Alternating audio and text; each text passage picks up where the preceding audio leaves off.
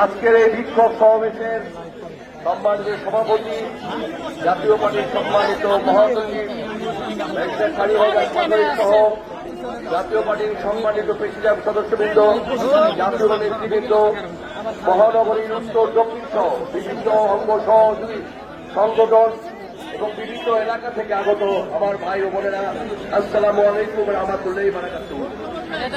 জুলাই আগস্টের যে গণ আন্দোলন, এই গণ আন্দোলনে যখন কোন রাজনৈতিক দল সমর্থন করেনি, কোন রাজনৈতিক নেতা সমর্থন করেনি, তখন জাতীয় পার্টির মাননীয় চেয়ারম্যান তাদের ৩রা জুলাই সংসদে দাঁড়িয়ে এই ছাত্রদের অধিকারের পক্ষে কথা বলেছেন এবং জিএম কাদের সাহেব ৩০ জুলাইয়ের পর সাংবাদিক সম্মেলন করে জাতীয় পার্টির সকল অর্গানাইজেশনকে ছাত্র আন্দোলনে অংশ নেওয়ার কথা বলেছেন এবং ওই সময় ৩রা আগস্ট এই যে শহীদ মিনারে যে বিক্ষোভ হয়েছে, সেখানে আমাদের ছাত্র সমাজের যে নেতারা, ছাত্র সমাজের সেই সময়ের সভাপতি মামুন সহ অনেকের ফুটেজ এখনো টিভির পর্দায় ভাসে এবং আমাদের রংপুরে 2 জন এই গণ আন্দোলনে শহীদ হয়েছে। তাহলে আমরা কেন রাজনীতি করতে পারবো না? কেন বৈষম্য? আমরা চোর পাটপাট ডাকাত না, আমরা 90 ভেঙে যাইনি, 2006 আমরা ভেঙে যাইনি, এখন আমরা ভেঙে যাইনি। জাতীয় পার্টির জন্য এখানে চাঁদাবাজদের কোনো অবস্থান নাই, লুটেরাদের কোনো অবস্থান নাই, দখলদারদের কোনো অবস্থান নাই। আমরা বাংলাদেশে যে 3টি রাজনৈতিক দলকে মূল ছোটখাটো ধরা হয়, বিএনপি, আওয়ামী লীগ এবং জাতীয় পার্টি, এই 3টি দলই বাংলাদেশের রাষ্ট্র ক্ষমতায় ছিল। আজকে কেন আমাদেরকে বাইরে রাখা হচ্ছে? যেই দিন শেখ হাসিনার পতন হয়, সেই দিন আমাদের মাননীয় চেয়ারম্যানকে ক্যান্টনমেন্টে ডেকে অন্য রাজনৈতিক দল বিএনপি, জামাত সহ সকল রাজনৈতিক দলের সাথে আলাপ করেছে। ওই দিন বঙ্গভবনে ডেকে সিএনদের সাথে আলাপ হয়েছে। এর পরবর্তী পর্যায়েও একাধিকবার আলোচনা হয়েছে। তার কিসের ষড়যন্ত্র, কিসের ইঙ্গিত? কোন ইঙ্গিত জাতীয় পার্টির কর্মীরা মেনে নেবে না।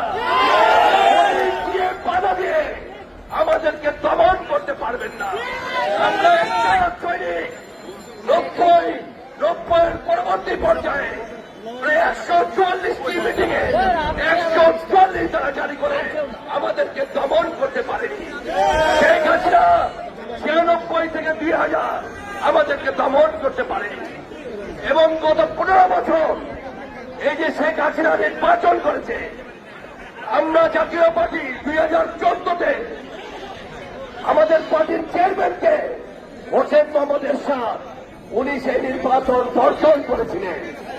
শেখ হাসিনা জাতীয় পার্টির আরেকটি অংশ থেকে এবং সে এরশাদের আহ্বানে সাহায্যে 250 করে প্রার্থী ওই নির্বাচন বর্জন করেছিল, প্রত্যাহার করেছিল।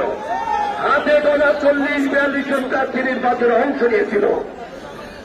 14 নির্বাচনে জাতীয় পার্টি অংশ নেয়নি, আওয়ামী লীগ চেন করে সেই নির্বাচন করেছিল। 14 পরবর্তী পর্যায়ে মেয়র নির্বাচন হয়েছে, স্থানীয় সংসদ নির্বাচন হয়েছে, যত নির্বাচন হয়েছে 18 সংসদ নির্বাচন হয়েছে। সকল নির্বাচনে বিএনপি, জামাত, ইসলামী শাসনতন্ত্র সহ বাংলাদেশের 31টি দল অংশ নিয়েছে। তারা নির্বাচন করে অপরাধী না, আমরা নির্বাচন না করে কেন অপরাধী হব? এই বৈষম্য আমরা মানব না, আমাদেরকে বাধা দিয়ে রাখতে পারবেন না। আমরা সবের মতো রাস্তায় নেমে এসেছি। একটা জিনিস মনে রাখবেন, এই রক্তাক্ত রাজপথের শ্রমিকদের জন্ম হয়েছে। দরকার বলে আবার রক্ত দিব, আমাদের অধিকার আবার করব। বাংলাদেশে বিএনপি, আওয়ামী লীগ, জামাত এবং অন্যান্য রাজনৈতিক দল কোন পদের চেয়ারম্যানকে কার্যক্রম কি আদালত থেকে নিষেধাজ্ঞা আসে? সিএম কাদের উপর নিষেধাজ্ঞা কেন আসবে? যারা সিএম কাদেরকে মানেন না, তারা আলাদা রাজনীতি করে। যদি কমরে মুরুদ থাকে, তাহলে আলাদা রাজনীতি করেন। সিএম কাদেরকে নিয়ে এত কেন টানাটানি? যদি তাকে বয়স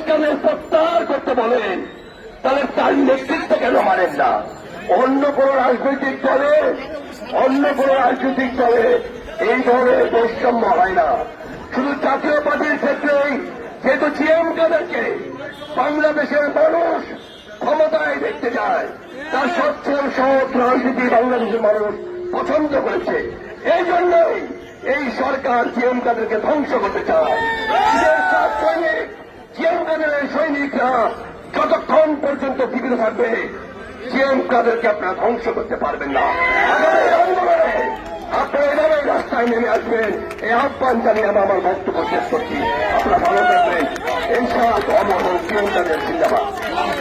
ধন্যবাদ।